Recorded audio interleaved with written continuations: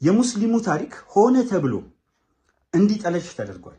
ስለ ሙስሊሙ ዛሬ ፍርጥ አድርጌ የተለያዩ ርዕሰ ጉዳዮችን አነሳለሁ።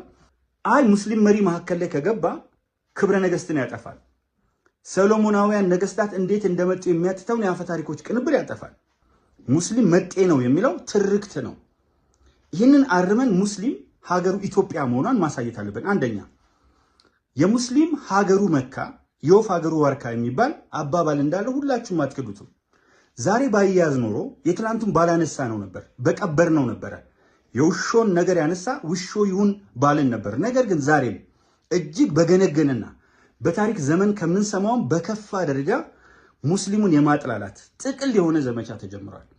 ይህን ዘመቻ በሚገባ ካልገደልን በስተቀር ብሔራዊ መግባባት የሚባለው ነገር ተምኔቶ ነው፣ አቧራ ሆኖ የሚቀር ነገር ነው የሚሆነው። ስለዚህ መጀመሪያ ሙስሊሙን ተቀበለኝ ብሎ አይጠይቅም።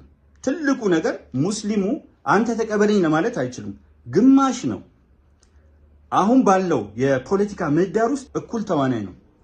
በዚህ የተነሳ ከማንም የሚጠይቀው እውቅና የለም። ሰጠኸው አልሰጠው እውቅና ስትነፍገው አንተንም እውቅና ይነፍግሃል። ዜን መግባባት ይጠፋል፣ የፉክክር ቤት ሳይዘጋ ያድራል። ነገር ግን ሙስሊም ሀገሩ ኢትዮጵያ እንደሆነች የምታዩት ሶማሊ የሚባል ህዝብ አለ። 100% ሙስሊም ሊትራሊ 100% ሙስሊም ነው። ሶማሊ ሀገሩ ናት። አያችሁ፣ እስልምናን ተቀበለ ብንል እንኳን ሰሜን ያለው አማራው፣ ትግራዋዩ ወዘተርፈ ክርስትናን ተቀበለ ነው የምንለው። ምን ሆኖ ኢትዮጵያዊ ሆኖ መጀመሪያ ሚስ የምናደርገው ነገር እስልምና ክርስትናም ሌሎችም አብዛኞቹ የዓለም ሃይማኖቶች የመነጩት ከቅርብ ምስራቅ ለአውሮፓ ኢን ሪፈረንስ ቱ ዩሮፕ ከቅርብ ምስራቅና ሚድል ኢስት ከምንለው ከመካከለኛው ምስራቅ ሚድል ኢስት አልፎ አልፎ ከሩቅ ምስራቅ ፋር ኢስት። ከዚህ ነው እኛ ሀገር ያሉት አብዛኞቹ የመጡት ከቅርብ ምስራቅና ከመካከለኛው ምስራቅ ነው። ስለዚህ ሁላችንም ተቀበልናቸው እንጂ አንዱ ሰጪ አንዱ ተቀባይ አይደለም። እምነቶችን ወረስናቸው፣ ተቀበልናቸው፣ ያዝናቸው። ስለዚህ ይሄ መጀመሪያ መታረም ያለበት አመለካከት ነው። አንደኛው በታሪኩ ስንመለከት በታሪክ ብናይ የሙስሊሙ ታሪክ ሆነ ተብሎ እንዲጠለሽ ተደርጓል። አንደኛው የመጀመሪያውን ተመልከቱት።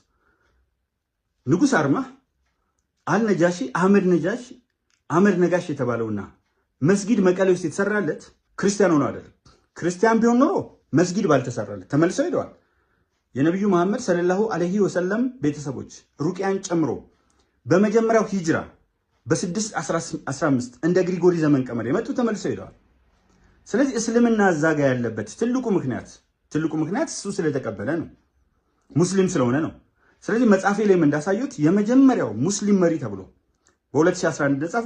ሙስሊም መሪ ተብሎ አይ ሙስሊም መሪ መካከል ላይ ከገባ ክብረ ነገስትን ያጠፋል፣ ሰሎሞናውያን ነገስታት እንዴት እንደመጡ የሚያትተውን የአፈ ታሪኮች ቅንብር ያጠፋል። እንደምታዩት አሁንም ኦርቶዶክስ ብሔራዊ ሃይማኖት መሆን አለባት ብለው የሚታገሉ ፊት ለፊት እነ ሊቀ ትጉሃን እነ አባ ምናምን እነ ቆሞስ ምናምን ፊት ለፊት እየወጡ ነው።